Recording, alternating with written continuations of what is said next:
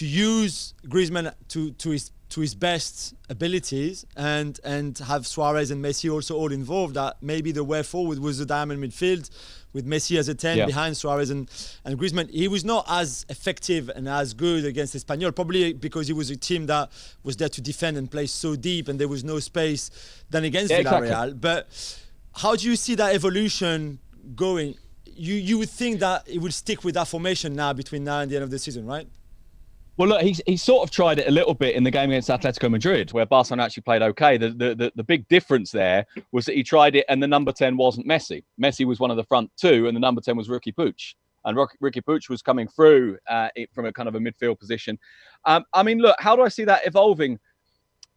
I honestly don't know the answer to that, because I think even after the Villarreal game, you know, everyone watching that game got very excited. Well, not everyone. A lot of people got very excited. I must admit, at the risk of being a massive party pooper, I didn't. Because I thought, this is brilliant. But this is Villarreal. And the way that Villarreal play allows for that. And this won't be the same against Atletico or against Real Madrid or against the teams that they're likely to come up against in the Champions League if they get through against Napoli, which, by the way, is no foregone conclusion. And then what I didn't expect, to be honest, was for it to be so hard even against Espanyol.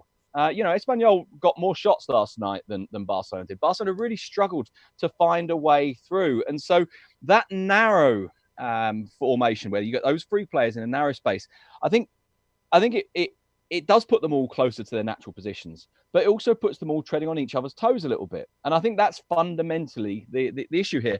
I guess there is a broader evolution of this, which may be a more long-term one. So at the moment, we're looking at Suarez and Griezmann up front. Now, I mean, let's forget the fact, by the way, that it's perfectly possible that next year Griezmann isn't there. It's perfectly possible that Suarez isn't there. It's perfectly possible that they change the nature of the forward line completely. But let's assume it's those three.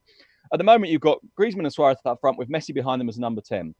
What if long-term, the evolution is actually Griezmann and Suarez or whoever it is up front, and Messi not just as a number 10, but as an actual midfielder?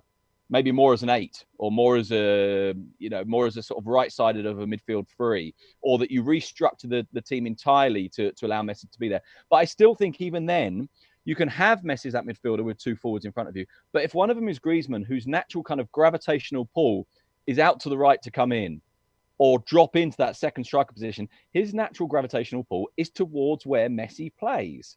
And so even if it can work really well, and obviously they're good enough and they're bright enough, these players, that ultimately there's a bit of you that thinks, well, they'll get there eventually.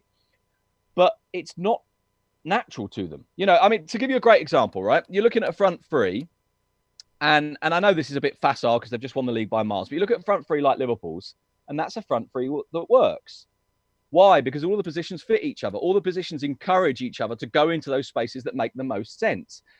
I don't think Barcelona have three forwards who naturally fit together and naturally encourage each other into their best positions. Thanks so much for watching ESPN on YouTube. And for more sports highlights and analysis, be sure to download the ESPN app. And for premium content and live streaming, subscribe to ESPN Plus.